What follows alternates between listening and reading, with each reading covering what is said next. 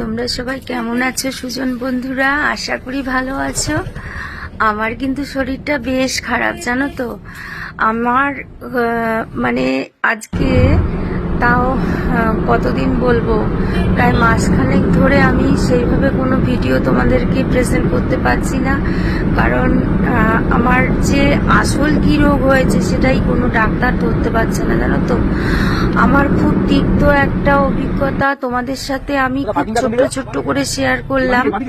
তোমরা দেখো, আমি কিন্তু কাউকে হার্ট করে বা কাউকে তীর ছুঁড়ে এই ভিডিওটা পোস্ট করছি না। কেউ প্লিজ গায়ে মেখো না। তোমাদেরকে একটা ছোট্ট রিকোয়েস্ট করছি, তোমরা যদি এমসে কেউ দেখাতে যাও তাহলে অবশ্যই পরিচিতি নিয়ে যাবে এবং সাথে ৩-৪ জন মানুষকে নিয়ে যাবে, কারণ এখানে যা অবস্থা দেখলাম, মানে একা গেলে তোমরা খুব বিপদে পড়বে।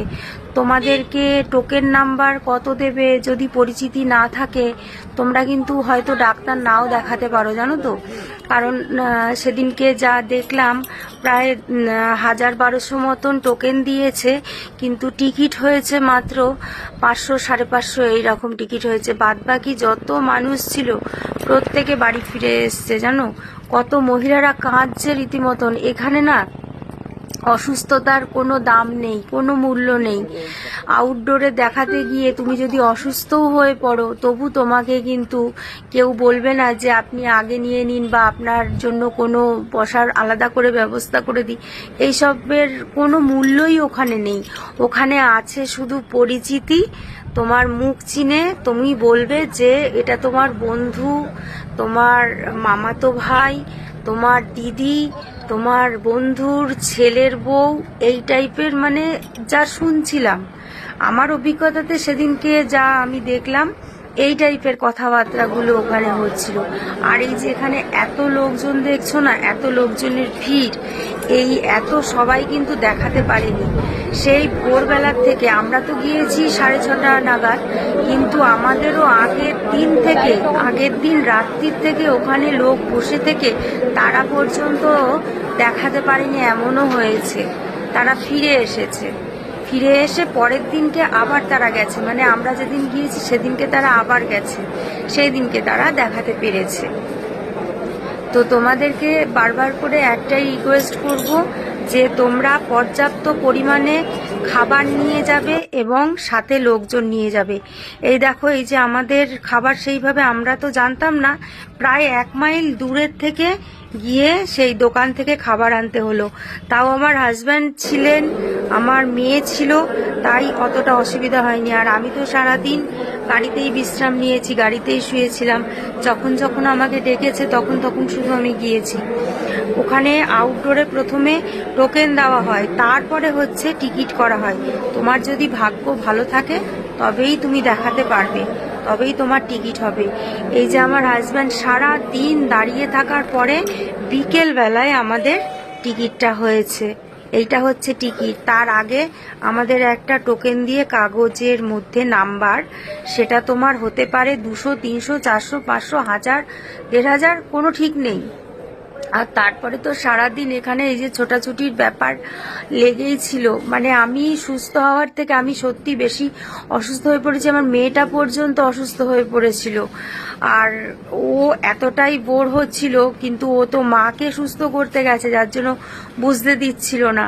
ওকে কিছু সময় ভোলানোর জন্য আমাদের অনেক কিছু করতে হয়েছে।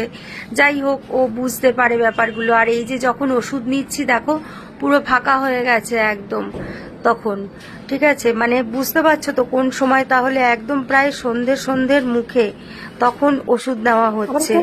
আর এই এত বড় বিল্ডিংটা, এখানে মানে সেরকম ভাবে তোমরা যদি একা মহিলা যাও না, সত্যি ভয় পেয়ে যাবে। কোথা দিয়ে যে কোথায় পুরো ভুলাইয়ার মতন একদম। সাথে অবশ্যই তোমরা লোকজন কাউকে নিয়ে যাবে, তা নয়তো কিন্তু খুব বিপদে পড়বে। যেখানে লোক আছে তো সেখানে প্রচুর লোকজন, কিন্তু যেখানে নেই তো সেখানে লোকজনই নেই। আর আমার যখন ডাক্তার দেখানো হলো, ডাক্তার আমাকে অন্য একটা ঘরে যখন রেফার করেছে, তখন সেই ঘরে গিয়ে দেখি সেই রুম বন্ধ হয়ে গেছে। আর এই যে জায়গাটা দেখছো না, এটা হচ্ছে আউটডোরের জায়গাটা। যখন সন্ধেবেলায় আমরা বেরিয়ে আসছি, এই আউটডোরের এইখানটায় ভয়ঙ্কর অন্ধকার ছিল, বাইরের আলোটা ফোকাস হচ্ছিল আর আমার মোবাইল থেকে আলো পড়ছিল বলে এই আলোটুকুই তোমরা দেখতে পাচ্ছ, আর ওই যা আলো দেখছো সমস্ত ওটা বাইরে। আর এই আউটডোরের জায়গাটা পুরো ফাঁকা হয়ে গেছে, এখানে একটা লাইট ছিল না। জানি না সেটা শুধু ওই দিনের জন্য হয়েছিল কিনা, কিন্তু আমরা এই তিক্ত অভিজ্ঞতাটা পেয়েছি। যদি এখানে একা কোনো মহিলা যেত অথবা কোনো বাচ্চা নিয়ে কোনো মহিলা যেত, তবে সে স্বাভাবিকভাবেই একটা গা ছমছমে ব্যাপার থাকেই, ঠিক আছে। তো আমরা বেরিয়ে যখন আসছিলাম অনেকের সাথেই কথা হলো, অনেকে বলছে যে একটা রোজ কামাই করে দিয়ে তারা ওখানে গেছে ডাক্তার দেখাতে, কিন্তু ডাক্তারও দেখাতে পারলো না, টিকিট হওয়া তো দূরের কথা, তারা মানে চোখে জল নিয়ে প্রায় বাড়ি ফিরে আসছে। এই ব্যাপারটা নাকি ইদানিং হয়েছে, আগে এই রকম কোনো ব্যাপার ছিল না। আগে এমএলএ চিঠিতেও হয়ে যেত, তারপরে অনলাইনে বুকিং করলে হয়ে যেত, কিন্তু এখন ওই সমস্ত ব্যাপারগুলো পুরো উঠিয়ে দিয়েছে। এখন শুধু রিসেপশনে যারা বসে আছে তাদের মুখ চেনাচিনির ব্যাপার, তারাই তোমাকে যেই ডাক্তারের কাছে পাঠাবে, তুমি হয়তো বললে অথবা তারাই পাঠিয়ে দিল, তোমার যদি সেরকম অভিজ্ঞতা না থাকে তারাই পাঠিয়ে দেবে। আর আমাদের গাড়িটা দেখো, ওই সেই এমসের আউটডোর আর এইখানে আমাদের গাড়ি, এতটা দূরে এই ফাঁকা জায়গার মধ্যে রেখে দিতে হয়েছিল। আর যখন রোদ্দুর থাকে তখন তো মানে বিভৎস অবস্থা, সারাটা দিন এসি চালিয়ে বসে থাকতে হয়েছে, তা নয় তো ভীষণ মারাত্মক অবস্থা। আর আমার ভাগ্য খারাপ, তাই হয়তো আমার এখানকার ডাক্তার শ্যুট করেনি।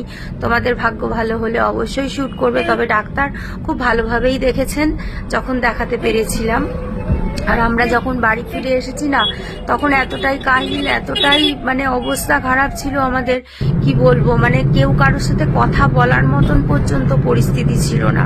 তারপরে লিওকে বাড়িতে একা ফেলে রেখে এসেছি, যার জন্য বাইরে থেকেই খাবার দাবার নিয়ে বাড়িতে যেতে হলো। সেই খাবারটার লাস্টে মানে আমরা খেতে পর্যন্ত পারিনি, এতটাই ক্লান্ত ছিলাম। মেয়ে তো পুরো অসুস্থ হয়ে গিয়েছিল জানো। আর তারপরে যখন বাড়িতে গিয়েছি, শুধু হাত মুখটা ধুয়ে বিছানায় বসতে যতটুকু, ব্যাস। বদমাইশটা দেখবি কেমন করবে,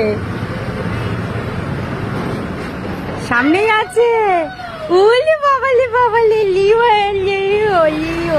হ্যাঁ হ্যাঁ, তোমার জন্য কি এনেছি, কি এনেছি তোমার জন্য, কি এনেছি। হ্যাঁ হ্যাঁ হ্যাঁ, ওরে বাবা, ওদের ব্যাগ নিয়েছে, ব্যাগ নিয়েছে, ওই দে ওই দে ওই দে ওই দে ব্যাগ নিয়েছে। চলো চলো চলো, সারাদিন কোথায় ছিলাম, সারাদিন তোমায় ছেড়ে কোথায় ছিলাম, কোথায় ছিলাম, কোথায় ছিলাম। চলো চলো ঘরে চলো।